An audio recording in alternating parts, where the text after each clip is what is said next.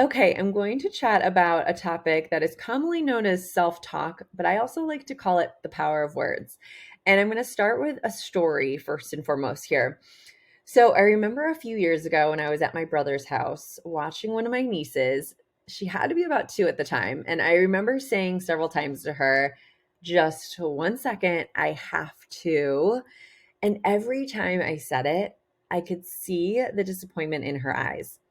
I started at that point thinking more and more about the power of words we use and how they can impact the people we speak to, including ourselves, and they can change the way that we're viewing our reality. Do you actually have to do something, or are you choosing to do it? Everything is a choice, right?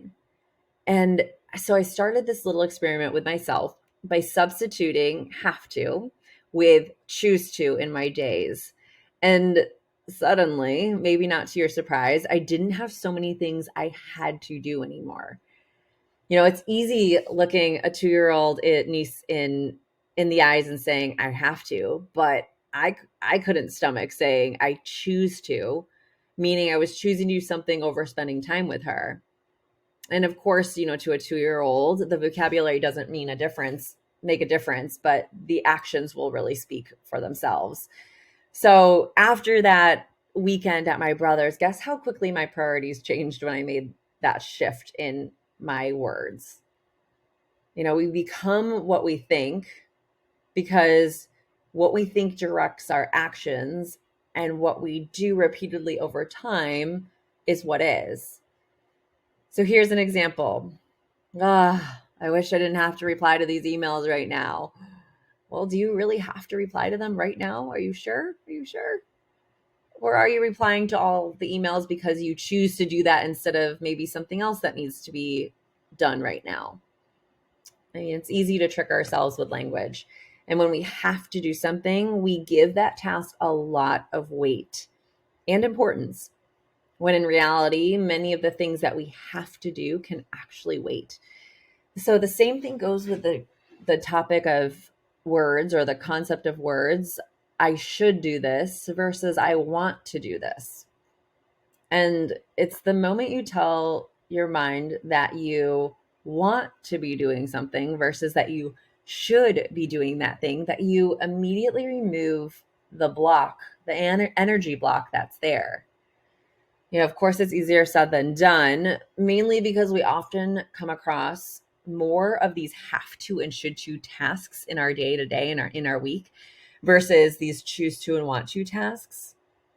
But this is where you can really come you can really start to challenge your words by noticing them, and by understanding why you're choosing to do the things you are. I call this the motivators. So, this whole concept around the motivators might not help you every single time, but it might be enough to get you past the short term struggle and choose the things that are absolutely imperative to what you're desiring most. So, what is a motivator? Well, a motivator can be anything that you like and deem important to you. So, here's a few examples. I want to play the piano because it calms me down. I want to work on this project to grow my knowledge in this subject. I want to clean the house so that it gives me more space and positive energy. I want to exercise because it makes me feel strong.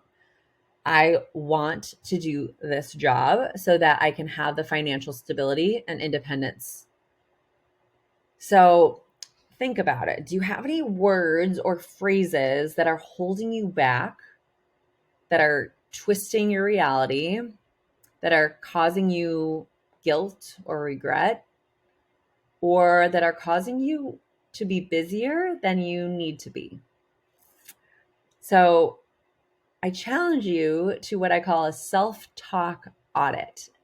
Take the next 24 hours. You might need 72, you might need longer than that, but take the next few days and find where you are putting words, where you're utilizing words like I can't, or I have to, or I should, and start to catch them.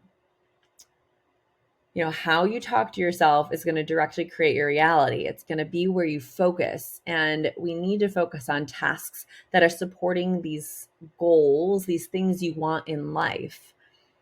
So to start changing how you speak to yourself, to reflect, to alter the behaviors, to alter the outcomes, I'm going to recommend this concept. It's called the 3 C's. Catching, which is the part that I was just sharing with you, catching in this 24-hour audit where you're utilizing those words, I can't, I have to, I should. Checking them. Well, once we catch them, check them. Is that really fact? Then change them. Change them to, I want to, right? I choose to. So catching, checking, and changing. And I hope this is helpful in helping you move your reality more towards where you really want to go, not only in your health goals, but also other areas of life. It's kind of cool when you start to really look at the words that you're saying and really realize what they're creating. And if your reality isn't something that you want, this is a really good place to start.